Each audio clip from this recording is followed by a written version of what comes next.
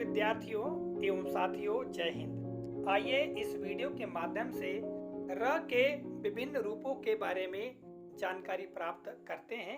जैसा कि आपको ज्ञात है, र के कई तरह के रूप हैं और उनका हिंदी भाषा में प्रयोग किया जाता है।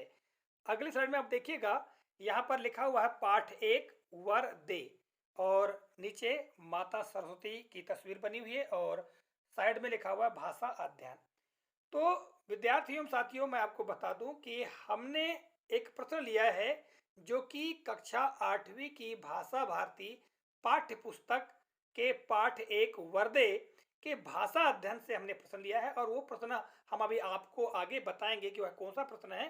ठीक है, तो देखिए, पढ़ते हैं हम आगे और देखिएगा यहाँ पर प्रश्न 2 वर्दे पाठ में आए र के विभिन्न रूप। यहाँ पर कोष्टक में र के विभिन्न रूप बताए गए हैं, वाले शब्द छाट कर लिखिए। ठीक है, तो देखिएगा, जैसा कि आपको ज्ञात है, हमारी हिंदी भाषा में र के विभिन्न रूपों का प्रयोग किया जाता है। जैसा कि कोष्टक के अंदर आप देख पा रहे हैं, रेप के रूप में, ठीक है, इसी तरह से रिकार के रूप में और रकार के रूप में। तो 3 तरह से र का प्रयोग किया जाता है और इन्हीं रूपों को हमको जो कविता है वर्दे, इसमें जो पंक्तियां दी गई हैं, उन पंक्तियों में शब्दों के प्रयोग को देखेंगे और समझने का प्रयास करेंगे। आइए बढ़ते हैं आगे। तो देखिएगा इस स्लाइड में जो वर्दे कविता है, इस वर्दे कविता की पहली 3 पंक्तियां, ठीक है, दी गई यहाँ पर और मैं इन पंक्तियों को पढ़कर बताता हूं कि वर्दे वीणा वादिनी वर्दे, प्रिय स्वतंत्र रव, अमृत मंत्र नव, भारत में भर दे।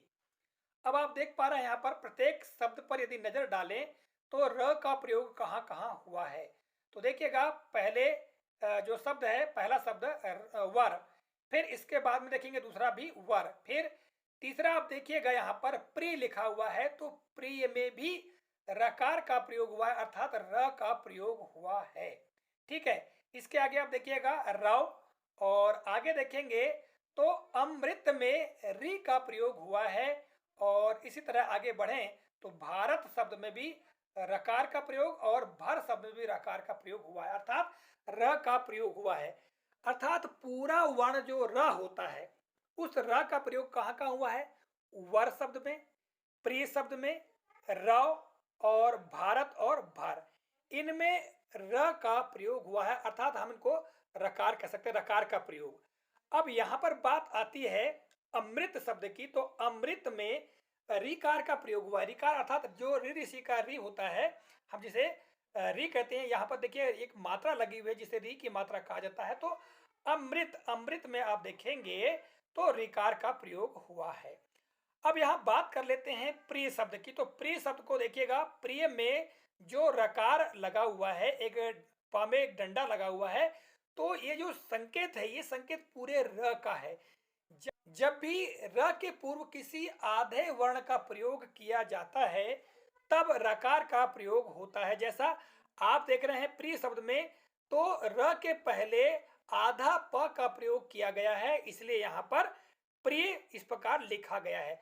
अब प्रिय शब्द को यदि हम विच्छेद कर दें, इसको तोड़ दें, तो आप देख पा रहे हैं यहाँ पर हम तोड़कर आपको बता रहे हैं। ठीक है, तो इस तरह से यहाँ पर पूरे र का प्रयोग किया गया है, जबकि आधा प का प्रयोग किया गया है।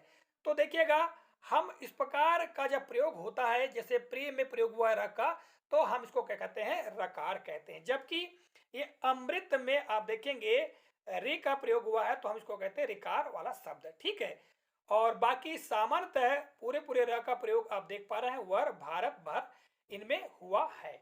इसी तरह हम आगे बढ़ते हैं अगली स्लाइड में। तो देखिएगा इस स्लाइड में इसमें 4 पंक्तियां कविता की दी गई हैं, मैं पढ़कर बताता हूं। काट अंध उर के बंधन स्तर, बहा जननी ज्योतिर्मय निर्झर, कलुष भेद तम हर, प्रकाश भर जगमग जग कर दे।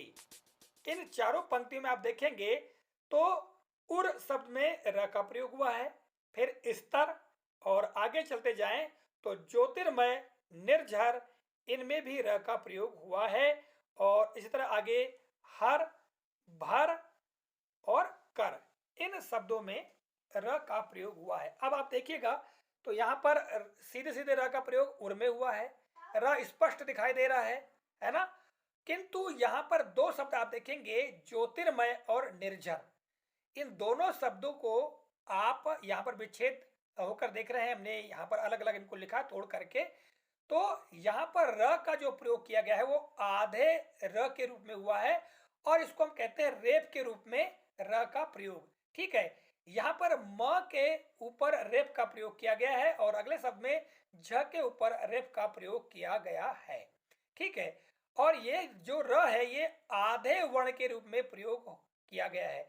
और देखिएगा, जब भी जो रेप का प्रयोग जिस भी वर्ण के ऊपर किया जाता है तो र का उच्चारण उस वर्ण के पहले होता है। जैसे ज्योतिर्मय, तो ती के बाद में र का आधा र का उच्चारण हो जाता है और फिर म का उच्चारण होता है। इस तरह से निर्झर, तो निर्झर में हम देखेंगे नी के बाद में ही सीधे र का उच्चारण हो जाता है, यानी आधे र का उच्चारण हो जाता है, निर्झर।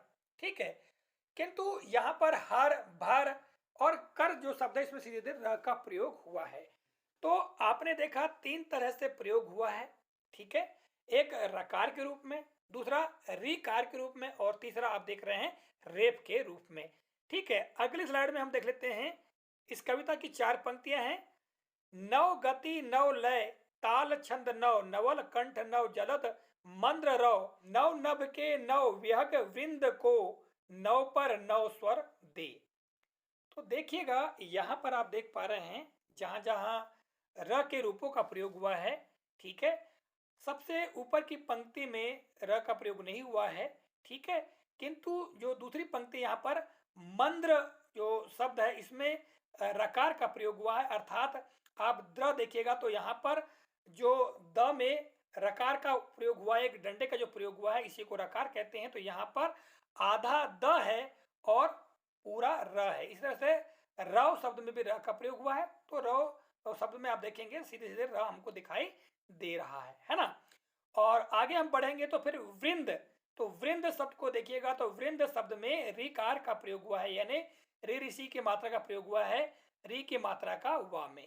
ठीक है, और फिर आगे देखेंगे चौथी पंक्ति में तो पर शब्द में र का प्रयोग और स्वर शब्द में र का प्रयोग। तो विशेष तौर से हमको यहाँ पर मंद्र और वृंद इन दोनों पर प्रकार डालना है।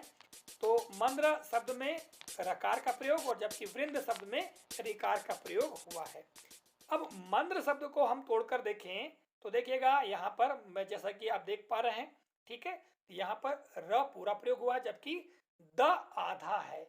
और देखिएगा, जैसा कि मैंने आपको पूर्व में ही बताया, जब भी र के पूर्व किसी आधे वर्ण का प्रयोग होता है तो उस आधे वर्ण में ही रकार इस प्रकार के डंडे का प्रयोग कर दिया जाता है।